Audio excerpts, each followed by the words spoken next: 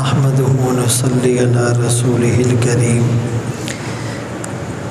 أما بعد فأعوذ بالله من الشيطان الرجيم بسم الله الرحمن الرحيم ومن يشاقق الرسول من بعد ما تبين له الهدى ويتبع غير سبيل المؤمنين نوله ما تولى ونصله جهنم وساءت مصيرا صدق اللہ العظیم۔ قرآن کریم کی سورہ نساء کی آیت نمبر 115، اس میں اللہ کریم کا فرمان ہے کہ جو بھی رسول کی مخالفت کرے گا ہدایت کے واضح ہو جانے کے بعد وَيَتَّبِعْ غَيْرَ سَبِيلِ الْمُؤْمِنِينَ، اور مومنوں کے راستے سے ہٹ کر چلے گا، نُوَلِّهِ مَا تَوَلَّى، وسا کہ ہم اسے پھیر دیں گے اور جہنم اس کا ٹھکانہ ہے، اور جہنم بہت ہی بری جگہ ہے۔ جس طرح اللہ نے اپنی اطاعت کا حکم دیا، اپنے رسول کی اطاعت کا حکم دیا، اسی طرح جو اللہ والے ہیں ان کی اتباع کا بھی حکم دیا۔ ایک دوسری آیت میں اللہ کریم فرماتے ہیں جو سورہ توبہ میں ہے کہ اے ایمان والو اللہ سے ڈرو اور سچوں کے ساتھ رہو۔ سچا جو اللہ سے کیے ہوئے وعدے کو سچ کر دکھائے، جو بندوں سے کیے ہوئے وعدے کو سچ کر دکھائے، وہ سچا ہوتا ہے۔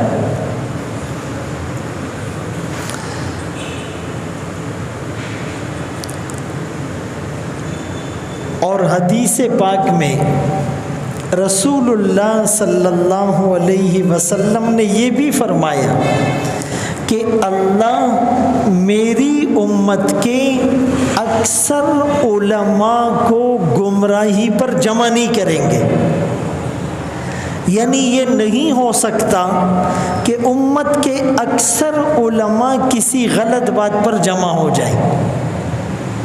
یہ رسول اللہ صلی اللہ علیہ وسلم نے گواہی دی ہے، اور فرمایا ید اللہ علی الجماعہ، اللہ کی مدد جماعت کے ساتھ ہے، جو جماعت سے الگ ہوا وہ آگ میں جا کر گرے گا۔ فَإِذَا رَأَيْتُمُ الْإِخْتِلَافَ فَعَلَيْكُمْ بِالسَّوَادِ الْأَعْظَمِ، جب بھی تم مسلمانوں میں باہمی اختلاف دیکھو تو جو مسلمانوں کی بڑی جماعت ہے، جو مسلمانوں کی جمعیت ہے، جو مسلمانوں کے اکثر علماء کی رائے ہے، تم اس کو لازم پکڑ لو، تم گمراہی سے بچ جاؤ گے۔ یہ جو اللہ والے ہوتے ہیں انہیں یہ مقام، یہ مرتبہ کیوں ملتا ہے کہ وہ اپنے نفس کو مار دیتے ہیں، موت آنے سے پہلے اپنے نفس کو مار دیتے ہیں۔ ان کو پتہ ہے کہ جب موت آئے گی تو پھر کوئی چیز ہمارے کام نہیں آئے گی۔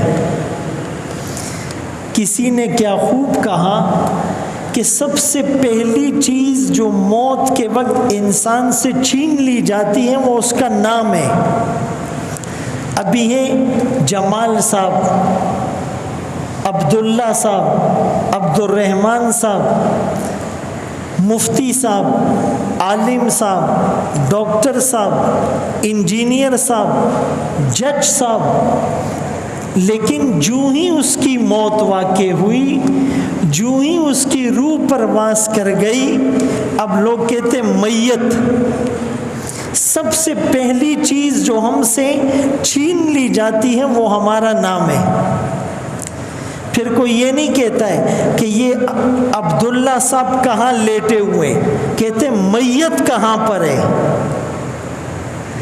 کوئی یہ نہیں کہتا ہے کہ ابا جان کس کمرے میں ہے، امی جان کس کمرے میں ہے، کہتے میت کہاں ہے۔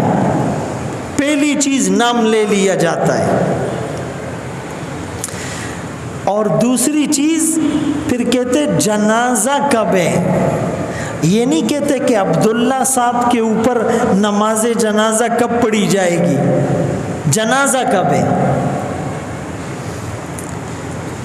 اور پھر قبر میں جب اس کو رکھتے ہیں تو کوئی یہ نہیں کہتا کہ عبداللہ صاحب کا چہرہ ادھر کر دو، سر اوپر کر دو، کہتے میت کو سیدھا کرو، میت کو قبلہ رخ کرو۔ بھائی جب آدمی بچہ ہوتا ہے اور اس میں شعور نہیں ہوتا، لاابالی پن ہوتا ہے، تو لوگ کہتے جی بڑا ہوگا خود سمجھ جائے گا۔ بڑا ہوتا ہے پھر بھی نہیں سمجھتا، کہتے ہیں شادی ہوگی خود سمجھ جائے گا، سیٹ ہو جائے گا۔ شادی ہو گئی پھر بھی نہیں سدھرا، کہتے بچے ہوں گے تو سیٹ ہو جائے گا، بچے ہوئے تب بھی نہیں سدھرا۔ لوگ کہتے ہیں کہ بڑھاپا آئے گا تو خود سیٹ ہو جائے گا، بوڑھا ہوا تب بھی سیٹ نہیں ہوا، انتقال ہو جاتا ہے۔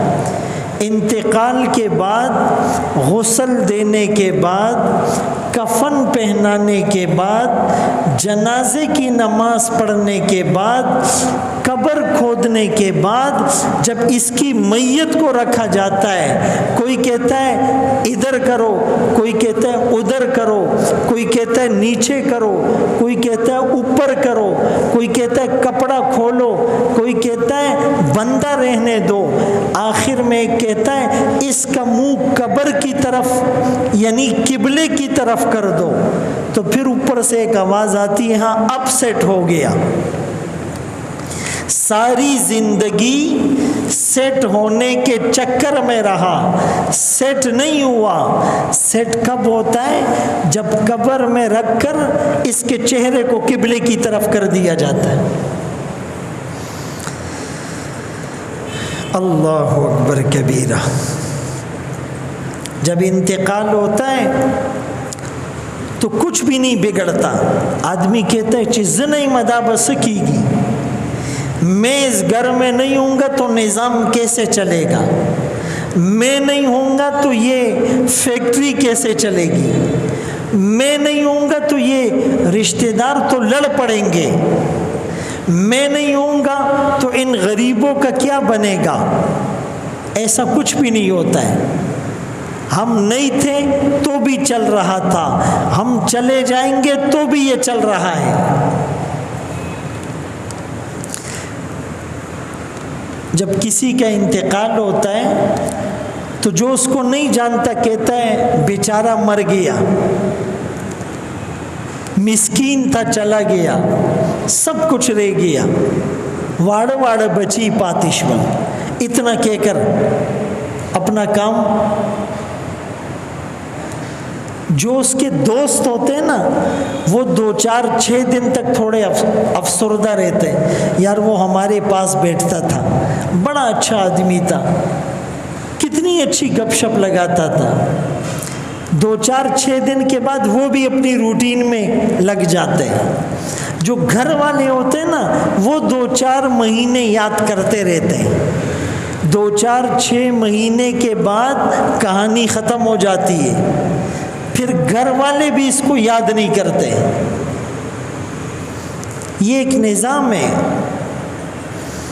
اسی لیے یہ بات تمہیں دھوکہ نہ دے کہ میرا مال، میری اولاد، میری ڈگری، میرا حسب نسب، میرا خاندان، میری تعلیم، یہ تمہیں دھوکے میں نہ رکھے، اور مرنے سے پہلے اس دنیا میں ہم کچھ کر کے چلے جائیں۔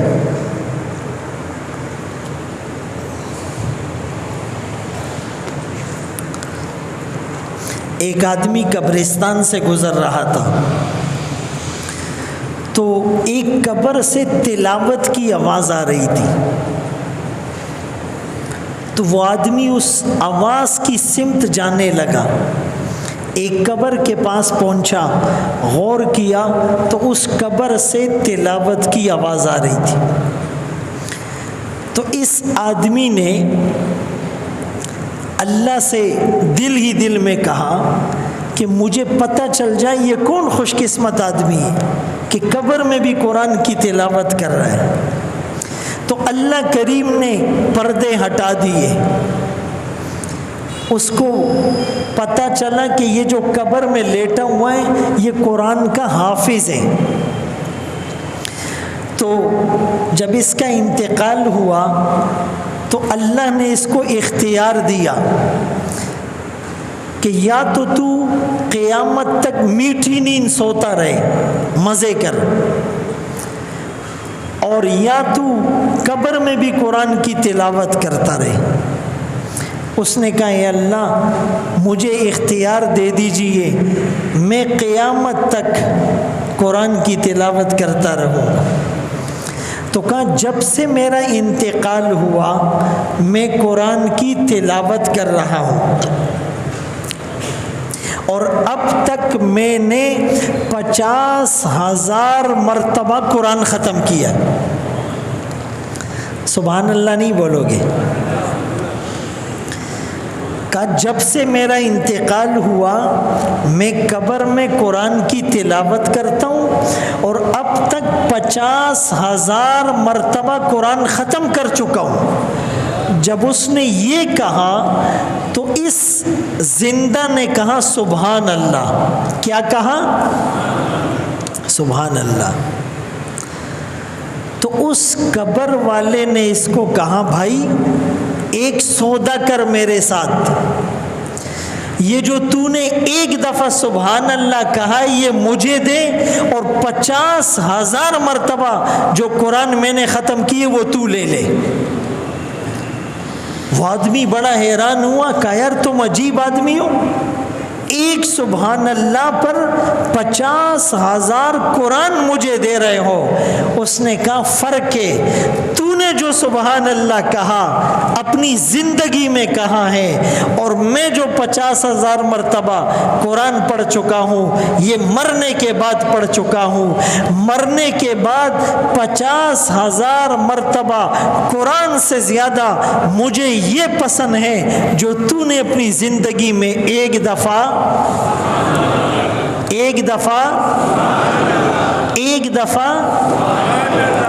اس کی قدر ہمیں نہیں ہے، ان کو ہیں جو قبر میں، ان کو ہیں جن پہ فالج کا اٹیک ہو گیا زبان بند ہے، ان کو ہیں جو وینٹیلیٹر پر پڑے ہوئے ہیں، ان کو ہیں۔ ہمیں اللہ نے صحت بھی دی، فرصت بھی دی، زبان بھی دی،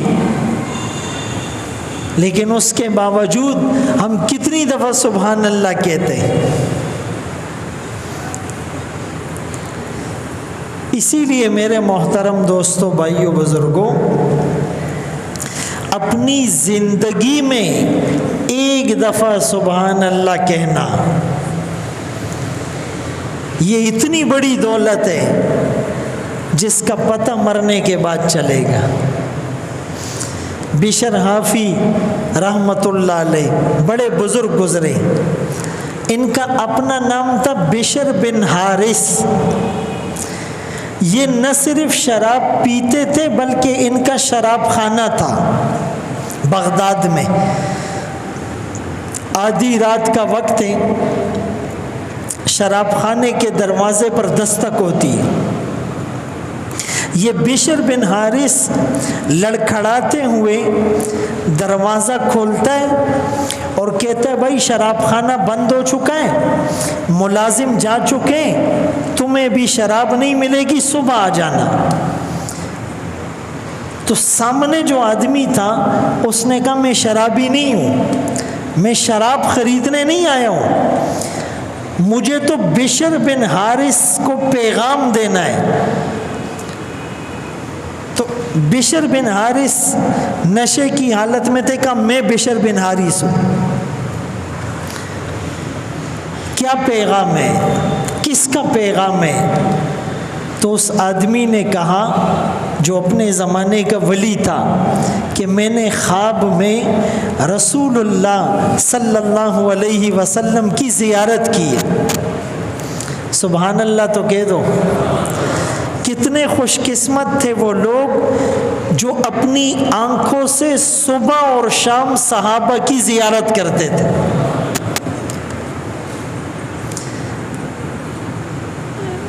جن کی صبح تب ہوتی تھی جب اپنی آنکھوں کو چہرہ مصطفیٰ کے دیدار سے ٹھنڈا کر لے،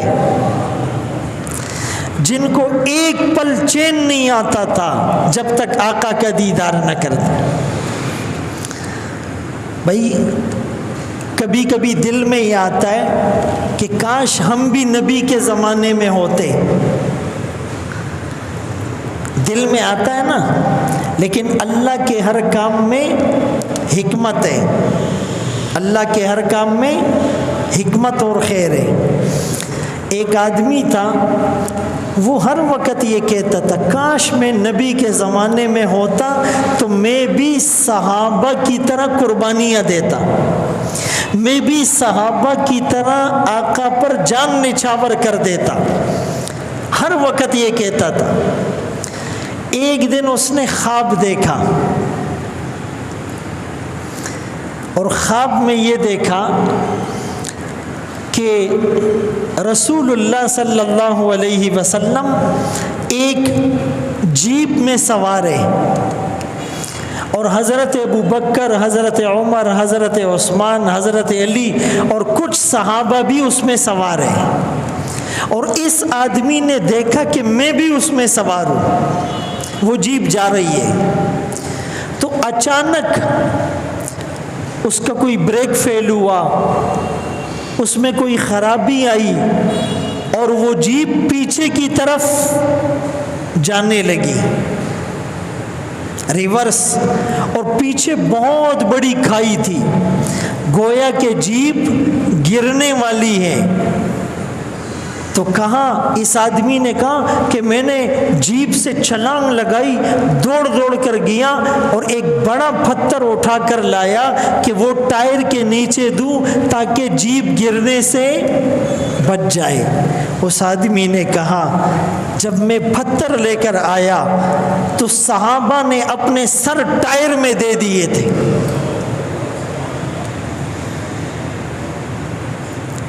کہ میں نے یہ کہا کہ یہ صحابہ ہی تھے جنہوں نے قربانیاں دی، جان کے نذرانے پیش کی۔ امی عائشہ رضی اللہ تعالیٰ عنہ سے کسی نے کہا کہ یوسف علیہ السلام اتنے حسین تھے کہ مصر کی عورتوں نے ان کے حسن سے متاثر ہو کر اپنی انگلیاں کاٹ دی۔ تو حضرت عائشہ رضی اللہ تعالیٰ عنہ فرمانے لگی ان لوگوں نے، ان عورتوں نے اپنی انگلیاں کاٹ دی لیکن ایمان نہیں لائی۔ میرے مصطفیٰ کو جس نے دیکھا پہلے ایمان لایا پھر گردنیں کٹوا دی، اولادوں کو قربان کر دیا، اپنے سینوں کو تیر کے سامنے کھڑا کر دیا، اپنے ہتھیلیوں کو نیزوں سے چھلنی کر دیا۔ اشارہ آبرو پر سمندروں میں کود پڑے، آگ میں کود پڑے، جنگلوں میں چلے گئے۔ تو یہ صحابہ تھے جنہوں نے قربانیاں دی۔ اللہ اکبر کبیر۔ تو میں واقعہ سنا رہا تھا کہ کتنے خوش قسمت تھے جو صبح اور شام اپنی آنکھوں سے آقا کا دیدار کرتے تھے، اور پھر کتنے خوش قسمت ہیں وہ لوگ جو خواب میں آقا کا دیدار کرتے ہیں، اور بہت ہی بدقسمت ہوں گے جنہوں نے نہ حقیقت میں آقا کو دیکھا، نہ خواب میں زیارت ہوئی، اور میدان محشر میں بھی دھکے مار کر نکال دیا جائے گا کہ تم نے تو نبی کی سنتوں کے جنازے نکالے تھے۔ حدیث میں آتا ہے مر رآنی فی المنام فقد رآنی، جس نے مجھے خواب میں دیکھا تحقیق اس نے مجھے دیکھا، شیطان میری شکل میں نہیں آ سکتا۔ تو اس آدمی نے بشر بن حارث کو کہا میں شراب لینے نہیں آیا، بشر بن حارث کو پیغام دینے آیا ہوں۔ بشر بن حارث نشے کی حالت میں تھے، کہا میں بشر بن حارث ہوں، کیا پیغام ہے، کس کا پیغام ہے؟ اس نے کہا میں نے خواب میں رسول اللہ صلی اللہ علیہ وسلم کی زیارت کی، آقا نے مجھے کہا جا فلاں شراب خانے کے اندر بشر بن حارث ہوگا، وہ میرا دوست ہے، اس کو میرا سلام کہنا۔ آپ سوچیں گے یہ کیوں؟ بشر بن حارث بھی تھوڑا سا پریشان ہوا، مجھے سلام، آقا کا سلام، آنکھوں سے آنسو آ گئے۔ تو اس آدمی نے کہا ہاں آقا نے یہ کہا تھا کہ اس لیے کہ ایک دن بشر راستے سے گزر رہا تھا، نشے میں تھا، شراب کی حالت میں تھا، مدہوش تھا، لڑکھڑا رہا تھا، اچانک اس کی نظر کاغذ کے ایک ٹکڑے پر پڑی جس پر اللہ لکھا ہوا تھا۔ تو اس نے نشے کی حالت میں کہا یہ تو میرے مولا کا نام ہے، یہ تو میرے اللہ کا نام ہے۔ اس کاغذ کو اٹھا کر چوما، آنکھوں سے لگایا، سر پہ رکھا، کہا اللہ کا جو نام ہے اس کا مقام یہ نہیں، اس کا مقام میرا سر ہے، بشر یہ تو تیرا مقام ہے۔ کہا تو نے میرے نام کو اٹھایا، میں نے تجھے فرش سے اٹھا کر عرش میں رکھ دیا۔ وہ بشر بن حارث بشر حافی بنا، اللہ کا ولی بنا۔ حافی کہتے ننگے پاؤں چلنے والا۔ وہ کہتا تھا کہ جس زمین کو میرے اللہ نے فرش کہا، بچھونا کہا، اس پر میں جوتوں سمیت چلوں؟ اللہ کے نام پر بات یاد آئی۔ 2 دن کوئٹہ میں پروگرامات تھے، وہاں حاضری ہوئی، پھر زیارت بھی جانا ہوا، کل رات زیارت میں تھا۔ تو کوئٹہ کے لوگوں کو تو پتہ ہوگا، ہم نے بھی سنا تھا، لیکن جب تک آنکھوں سے نہ دیکھو تو یقین نہیں آتا۔ تو زیارت سے نیچے ایک جگہ ہے، خرواڑی بابا اس کو کہتے ہیں، ایک بزرگ کی قبر ہے۔ اس سے تھوڑا سا پہلے ایک پوائنٹ ہے، پہاڑ پر اللہ کا نام لکھا ہوا ہے۔ ہم نے بھی سنا تھا لیکن دیکھا نہیں تھا، آج اس کو دیکھ کر آئے تو واقعی ایک خاص جگہ پر جب جا کر ہم نے دیکھا، پہاڑ پر قدرتی اللہ کا نام لکھا ہوا ہے، 100% اللہ واضح ہے۔ ایک ہوتا ہے نا کہ وہ غور کرنا پڑے گا، جب اس مقام پر ہم گئے بالکل پہاڑ پر اللہ لکھا ہوا ہے۔ میرے محترم دوستو، اس نام کی کوئی لاج رکھ لے، اللہ اسے گرنے نہیں دیں گے۔ اس نام کو کوئی چوم لے، اللہ گرنے نہیں دیں گے۔ فرمایا میرا کلام ہے، ایک حرف پر 10 نیکیاں ملے گی، سنو گے تو بھی ایک نیکی ملے گی، سمجھ کر پڑھو گے تو بھی نیکی ملے گی، بغیر سمجھے پڑھو گے تو بھی نیکی ملے گی، پڑھنا نہیں آتا صرف انگلی پھیرو گے تو بھی نیکی ملے گی۔ ایک شخص نے بازار جا کر کھانے پینے کا سامان خریدنا تھا، بیوی نے پیسے جمع کر کے دیے تھے، ایک آدمی کہہ رہا تھا یہ اللہ کا کلام ہے، اللہ کا قرآن ہے، کوئی ہدیہ لے لو۔ اس نے کہا یہ کیا ہے؟ کہا اللہ کا کلام ہے۔ جو پیسے تھے وہ شکرانے کے دیے، وہ لے کر گھر آ گیا، بیوی انتظار میں کھانا لائے گا۔ کہا یہ کیا لائے ہو؟ کہا یہ قرآن ہے، اللہ کی کتاب ہے۔ کہا ہمارے اللہ کی کتاب ہے، اس کے رکھنے کے لیے تو ہمارے گھر میں جگہ کوئی نہیں۔ اللہ اکبر۔ ایک واقعہ ہے، شوہر نے کہا آدھی رات میں سر پر قرآن رکھ کر کھڑا رہوں گا، تم سو جانا، آدھی رات کے بعد تم سر پر قرآن رکھنا، میں سو جاؤں گا، قرآن کو نیچے نہیں رکھیں گے۔ اور دوسرا واقعہ یہ کہ اس کو پڑھنا تو نہیں آتا تھا، اس نے ایسے آ کر قرآن کھولا اور کہا یہ جو میرے رب نے کہا یہ بھی سچ کہا، یہ بھی سچ کہا، یہ بھی سچ کہا، صرف اس طرح پڑھتا تھا۔ جب انتقال ہوا اس زمانے کے ولی نے دیکھا اللہ نے قرآن کی برکت سے حاملین قرآن میں اٹھا دیا ہے۔ میرے محترم دوستو، مرنے سے پہلے مرنے کی تیاری کریں، ادب اور قرآن کریم کے ساتھ، علماء کے ساتھ، مسجد کے ساتھ، مدرسوں کے ساتھ عقیدت کا تعلق رکھے۔ یہی چیزیں قبر کی اس اندھیری کے اندر کام آئے گی۔ اللہ عمل کی توفیق نصیب فرمائے۔ استغفر اللہ العظیم الذی لا الہ الا هو الحی القیوم واتوب الیہ۔ رب اغفر وارحم وانت خیر الراحمین، رب اغفر وارحم انک انت العزیز الاکرم۔ وصلی اللہ تعالی علی خیر خلقہ محمد وآلہ واصحابہ اجمعین برحمتک یا ارحم الراحمین۔